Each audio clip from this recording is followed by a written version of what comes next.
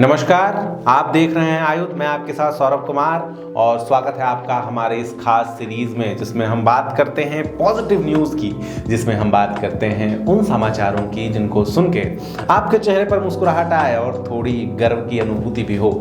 हमारे आज के इस एपिसोड में हम बात करने वाले हैं 3 खबरों की। हम बात करेंगे भोपाल में बन रहे स्किल पार्क की, जिसके बारे में मुख्यमंत्री महोदय ने घोषणा की है कि उसे संत रविदास ग्लोबल स्किल पार्क के नाम से जाना जाएगा। इसके साथ ही हम बात करेंगे एक जिगसॉ पजल की, जिसे मध्य प्रदेश के बटेश्वर में जोड़ा जा रहा है। इस जिगसॉ पजल के कुछ हिस्सों को पहले जोड़ा जा चुका है, अब इसके हिस्से पूरे होने वाले हैं। इसके पीछे की कहानी हम आपको बताएंगे और बताएंगे कि इस जिगसॉ पजल के जुड़ जाने से मध्य प्रदेश के लोगों को क्या फायदा मिलने वाला है।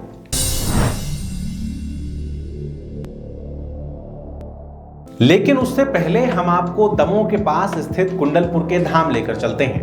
दमोह के पास एक पहाड़ी के ऊपर बड़े देव का मंदिर है और इसी मंदिर के आसपास 16 से 23 फरवरी तक पंच कल्याणक महोत्सव का आयोजन किया जा रहा है। यहाँ पर आपको देश ही नहीं बल्कि दुनिया के अलग अलग हिस्सों से आए हुए लोग दिखाई दे देंगे। दरअसल इस महोत्सव को दुनिया भर में रहने वाले जैन संप्रदाय के लोग एक बड़े त्योहार के तौर पर मनाते हैं, बड़े महोत्सव के तौर पर मनाते हैं और इस महोत्सव के लिए दुनिया के अलग अलग हिस्सों से लोग मध्य प्रदेश में आ रहे हैं। यह साल कुछ खास भी है क्योंकि इस साल कुंडलपुर के मंदिर का नवनिर्माण होने की प्रक्रिया चल रही है। इस प्रक्रिया के बारे में खबरिया के एक एपिसोड में आशुतोष जी ने आपसे बात भी की है, लेकिन हम आज दोबारा से इसके बारे में बात करेंगे। दरअसल यहाँ स्थापित भगवान आदिनाथ की जो प्रतिमा है वो 1500 वर्षों से ज्यादा पुरानी है। इस प्रतिमा को लोग बड़े बाबा के तौर पर जानते हैं, बड़े बाबा कहते हैं। इस मंदिर को राजा छत्रसाल ने बनवाया था। जो वर्तमान मंदिर है इसका निर्माण राजा छत्रकाल के समय करवाया गया था। कहते हैं कि जब राजा छत्रसाल मुगलों से हार गए थे तो वह जंगलों में भटक रहे थे, शांति की तलाश कर रहे थे। इसी दौरान इस प्रतिमा के पास वो पहुंचे, इस स्थान पर पहुंचे। वहां पर उन्होंने मन्नत मांगी कि अगर वह विजय होते हैं तो इस मंदिर का पुनर्निर्माण करवाएंगे और वह अपनी विजय यात्रा पर निकले। उन्होंने मुगलों को परास्त किया, जिसके बाद उन्होंने यहाँ पर इस मंदिर का निर्माण करवाया। इस मंदिर को लेकर एक और कहानी प्रचलित है। कहते हैं कि जब औरंगजेब की सेनाएं यहाँ पर हमला कर रही थी तो वह इस प्रतिमा को खंडित करने के लिए भी पहुंची थी।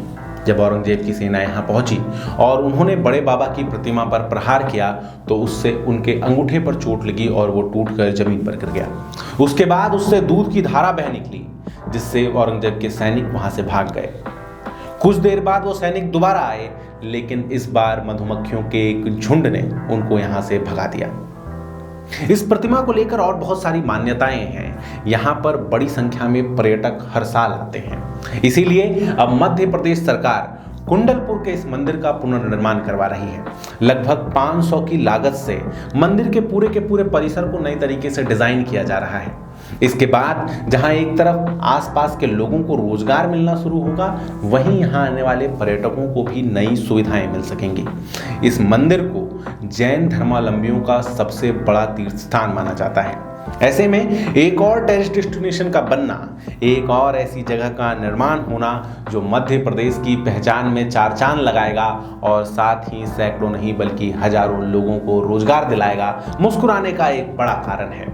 अब चलिए चलते हैं स्किल पार्क की तरफ। कल संत रविदास जयंती पर मुख्यमंत्री शिवराज सिंह चौहान एक कार्यक्रम को संबोधित कर रहे थे। कार्यक्रम को संबोधित करते हुए उन्होंने कहा कि भोपाल में बन रहे ग्लोबल स्किल पार्क को संत रविदास स्किल पार्क के तौर पर जाना जाएगा। आप कहेंगे मुख्यमंत्री साहब की घोषणा में मुस्कुराने जैसा क्या है?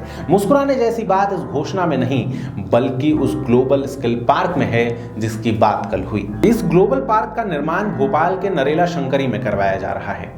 आज के समय जब बार बार ये बात आती है कि देश में बेरोजगारी बहुत तेजी से बढ़ रही है, लोगों को नौकरी नहीं मिल रही, ऐसे में प्रदेश सरकार के साथ साथ केंद्र सरकार द्वारा भी बार बार युवाओं को स्वरोजगार के लिए प्रेरित किया जा रहा है। युवाओं को इस चीज के लिए प्रेरित किया जा रहा है कि वो अपने व्यापार स्वयं शुरू करें और इस दिशा में ग्लोबल स्किल पार्क एक बड़ा कदम होगा।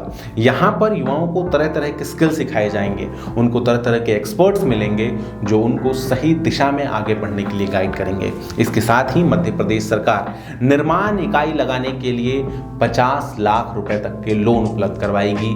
उसके लिए गारंटी भी सरकार देगी, साथ ही 5% ब्याज भी सरकार भरेगी। इसके अलावा सेवा इकाई और खुदरा व्यापार के लिए सरकार 25 लाख रुपए का लोन उपलब्ध करवाएगी। केंद्र सरकार भी लगातार युवा उद्यमी योजना, एंटरप्रेन्योरशिप प्रोग्राम्स चला रही है। हमने आपको पॉजिटिव न्यूज के पिछले एपिसोड में सेजल के बारे में बताया था। हमने आपको बताया था कि कैसे एक छोटी सी बच्ची ने सिर्फ अपने मोबाइल के इस्तेमाल से, सोशल मीडिया के इस्तेमाल से अपना बिजनेस खड़ा कर लिया। जब सरकार की तरफ से इस तरह के सहयोग मिलने की शुरुआत होगी तो निश्चित तौर पर प्रदेश के और भी युवा अपना रोजगार शुरू करने के लिए, अपना व्यापार शुरू करने के लिए प्रेरित होंगे। हमारे देश की पहचान हमेशा एक निर्माता के तौर पर रही है। 18वीं सदी में भारत ने विश्व की अर्थव्यवस्था की रीढ़ बनकर दिखाया है। कहते हैं कि भारत लगभग विश्व जीडीपी का 25% अकेले योगदान देता था। उस समय भारत आने वाले यात्री लिखते हैं कि भारत के हर घर में एक निर्माण इकाई चल रही थी, भारत के हर घर में एक उद्योग चल रहा था। अगर हम भारत को दोबारा उसी तरह से अर्थव्यवस्था में सशक्त बनाना चाहते हैं, अगर हम दोबारा भारत को उसको पुराने वैभव पर लेकर जाना चाहते हैं, तो उसके लिए निर्माण इकाइयां लगानी जरूरी हैं। उसके लिए ये जरूरी है कि भारत का युवा नौकरी ढूंढने वाला नहीं बल्कि नौकरी देने वाला बने। अब चलिए अगले खबर की तरफ बढ़ते हैं। आप सोच रहे होंगे ये क्या जिगसॉ बता दिया, ये क्या टूट फूट की बातें कर रहे थे, कुछ समझ नहीं आया। तो हम आपको डिटेल में बताते हैं। मध्य प्रदेश में एक स्थान है बटेश्वर। यह स्थान कुछ सालों पहले अचानक सुर्खियों में आया था क्योंकि पुरातत्वविद के मोहम्मद यहाँ पहुंचे थे और के मोहम्मद ने यहाँ पर मंदिरों का एक समूह ढूंढ के निकाला था। इस समूह में लगभग 200 मंदिर थे, जिनमें से 80 मंदिरों का निर्माण 2004-2008 के दौरान करवाया गया था, लेकिन उसके बाद ये प्रक्रिया रुक गई थी। इस मामले के बारे में मैंने स्वयं भी के मोहम्मद जी से बात की है। उन्होंने बताया कि जब वहाँ पे पहुँचे थे तो उन्हें मंदिरों का स्वरूप नहीं दिखा था। उन्हें कुछ पत्थर इधर कुछ पत्थर उधर टूटे मिले थे, जिसके बाद पुरातत्व विभाग ने अपने लोगों को लगाया। पुरातत्व विभाग के इंजीनियर्स ने एक एक पत्थर को दूसरे पत्थर के ऊपर जोड़ते हुए मंदिरों का निर्माण किया है। उन्होंने सभी टुकड़ों को पहचाना है। इसमें बहुत मेहनत लगी है, लेकिन इस मेहनत के बाद जो मंदिर बन के खड़े हुए, उन मंदिरों की खूबसूरती देखने लायक है, जिसे आप इन तस्वीरों में भी देख सकते हैं। लेकिन किन्हीं कारणों से यह प्रक्रिया उस समय बीच में रोक दी गई थी। अब मध्य प्रदेश सरकार ने घोषणा की है कि उन 120 मंदिरों का निर्माण भी शुरू कर दिया गया है और अगले कुछ वर्षों में सारे के सारे 200 मंदिर बन के तैयार होंगे। इन मंदिरों के मिलने की कहानी भी बड़ी खूबसूरत है। के मोहम्मद को इन मंदिरों तक कोई और नहीं बल्कि उस क्षेत्र के डाकू लेकर गए थे। के मोहम्मद कहते हैं कि अगर ये मंदिर शहर में होते तो शायद इनके टुकड़े टुकड़े लूटे जा चुके होते, लेकिन क्योंकि ये जंगलों में थे, क्योंकि ये उन स्थानों पर थे जहां डाकुओं का प्रभाव था, इसलिए ये मंदिर सुरक्षित रहे। इन मंदिरों की प्रतिमा को खंडित नहीं किया गया। इन मंदिरों को उसी तरीके से रखा गया जिस तरीके से मंदिर किसी समय में रहे होंगे। के मोहम्मद का मानना है कि ये मंदिर शायद किसी भूकंप में गिरे होंगे। इन मंदिरों का निर्माण गुर्जर प्रतिहार शासकों द्वारा 7वीं से 10वीं सदी के दौरान करवाया गया था। ये शासक खुद को भगवान राम के भाई लक्ष्मण के वंशज मानते हैं। आप जब इन मंदिरों को देखते हैं तो इनमें से अधिकतर जो मंदिर हैं वो भगवान शिव के मंदिर हैं। एक प्रतिमा हनुमान जी की भी मिली है, जिसमें हनुमान जी ने अपने पैरों के नीचे कामदेव और रति को दबा रखा है। हनुमान जी की प्रतिमा दुर्लभ ही मिलती है। जब इस मंदिर का निर्माण पूरा हो जाएगा तो इसे टूरिस्ट डेस्टिनेशन के तौर पर डेवलप किया जाएगा, लेकिन इसके साथ ही यहाँ पर आर्ट विलेज भी बनाया जाएगा, जिसमें यहाँ रहने वाले जनजातियों की आर्ट को दिखाया जाएगा, उनकी कला की प्रदर्शनी की जाएगी, साथ ही इस क्षेत्र के डाकुओं का इतिहास भी बताया जाएगा। अगर आपको हमारा आज का ये वीडियो अच्छा लगा तो आप कमेंट करके हमें बता सकते हैं। साथ ही आप हमारे वीडियो को अपने दोस्तों के साथ शेयर भी कर सकते हैं। अगर वीडियो में कुछ कमी लगी तो आप वो भी कमेंट करके बताइए, लेकिन हमारे चैनल को सब्सक्राइब जरूर कीजिए।